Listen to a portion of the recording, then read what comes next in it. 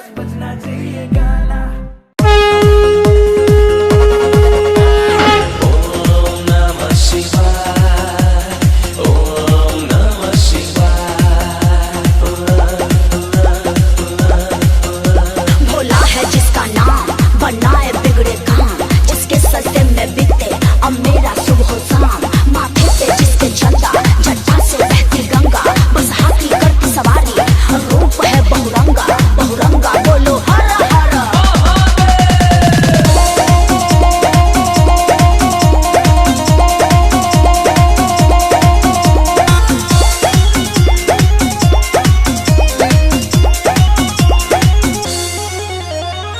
भोले बाबा के बिना जी नहीं पाती हूँ मैं, गांजा भांग का भोग लगाती हूँ मैं।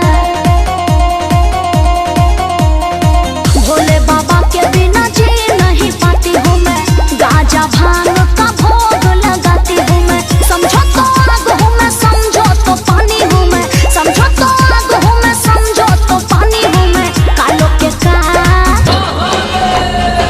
कालों के काल महाकाल की दीवानी हूँ मैं, कालों के काल महाकाल की दीवानी हूँ, कालों के काल महाकाल की दीवानी हूँ मैं, कालों के काल महाकाल की दीवानी हूँ।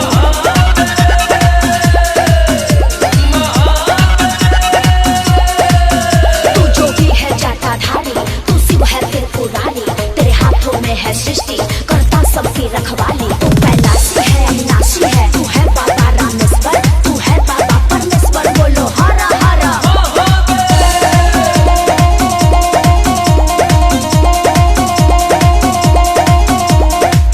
मेरे देव है घरदानी, शिव की पूजा करती हूँ, तन पे अपने भस्मी लगा कर सजती